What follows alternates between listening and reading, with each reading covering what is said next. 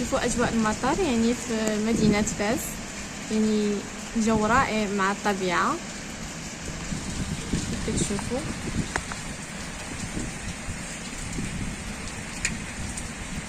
تبارك الله الشاي غزاله،